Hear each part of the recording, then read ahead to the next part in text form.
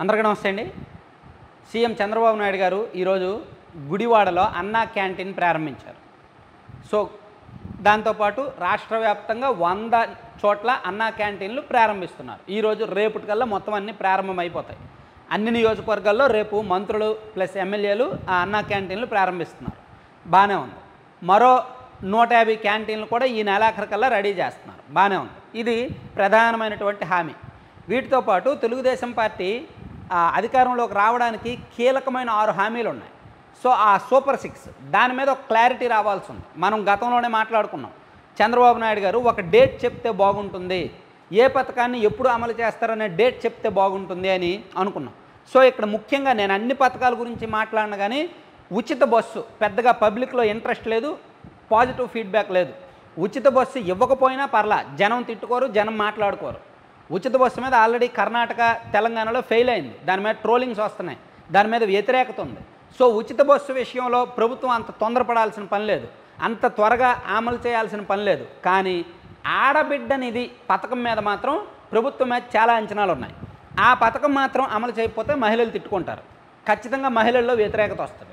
ఆడబిడ్డ నిధి 18 ఏళ్ళు దాటిన మహిళలకు నెలకు 1500 రూపాయలు వేస్తాను అని చంద్రబాబు నాయుడు గారు ఇచ్చిన హామీ. ఇది దీనికోసం చాలామంది వెయిట్ చేస్తున్నారు. ఇది ఆ మహిళల ఓట్లు మీద చాలా ప్రభావం చూపించింది. 1 ఆడబిడ్డ నిధి, 2 తల్లికి వందనం. తల్లికి వందనం అంటే గత ప్రభుత్వం అమ్మఒడి ఇచ్చింది, వీళ్ళు తల్లికి వందనం అనే పేరు మార్చి ఇస్తామని చెప్పారు. సో అది ఒక రకంగా మంచి పథకమే. దాని మీద 4 పథకాల గురించి ప్రజలు ఎక్కువగా వెయిట్ చేస్తున్నారండి.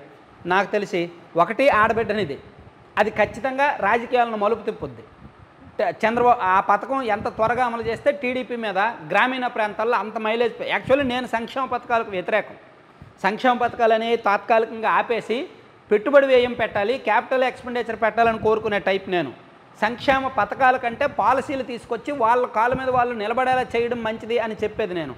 కానీ రాష్ట్రంలో ప్రజలు పథకాలకు అలవాటు పడ్డారు, ఇవ్వకపోతే ఏదోలా మాట్లాడుకుంటారు. కాబట్టి పార్టీలు కూడా పథకాలు ఇవ్వడానికి అలవాటు పడ్డాయి. కాబట్టి ఎలాగా ఈ రాజకీయ చట్టంలో ఈ దరిద్రగొట్టు పరిపాలనలో అందరూ చిక్కుకున్నారు కాబట్టి, పథకాలు హామీలు ఇచ్చారు కాబట్టి ఎలాగా ఇవ్వక తప్పదు. కాబట్టి ఈ ఆడబిడ్డనిది, తల్లికి వందనం ఎంత త్వరగా ఇస్తే అంత మంచిది. మేబీ ఒక 4-5 నెలల్లో క్లారిటీ ఇచ్చేస్తే మంచిది. ఆల్రెడీ 2 నెలలు దాటింది, చర్చ మొదలైంది సంక్షేమ పథకాల విషయంలో. వైసీపీ బాగా ఇరుకుని పెడుతోంది. కాబట్టి నెక్స్ట్ 3-4 మంత్స్లో క్లారిటీ ఇస్తే మంచిది. ఆడబిడ్డనిది, తల్లికి వందనం. వీటితో పాటు రైతులు అన్నదాత సుఖీభవ కోసం వెయిట్ చేస్తున్నారు. విద్యార్థులు ఫీజు రియంబర్స్మెంట్ కోసం వెయిట్ చేస్తున్నారు.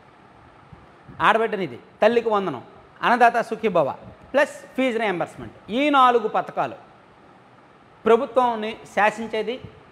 ఈ 4 పథకాలు ఇవి సక్రమంగా అందించగలిగితే ఒక డేట్లోగా, ఒక సర్టైన్ డేట్లోగా రానున్న 4 నెలల్లో వైసీపీ వాళ్ళలాగా ఇప్పుడే అమలు చేయండి, అప్పుడే అమలు చేయండి అని అడగక్కర్లా.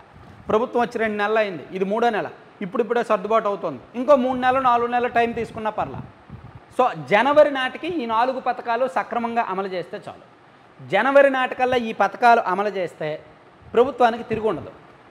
వైసీపీకి కూడా ప్రభుత్వం మీద విమర్శ చేయడానికి పెద్దగా సబ్జెక్ట్ ఉండదు. వైసీపీ పట్టుకున్న 2 అస్త్రాలు, 1 శాంతి భద్రతలు, 2 సంక్షేమ పథకాలు. శాంతి భద్రతలు ఆల్రెడీ కాస్త పర్వాలేదు గతంతో పోలిస్తే.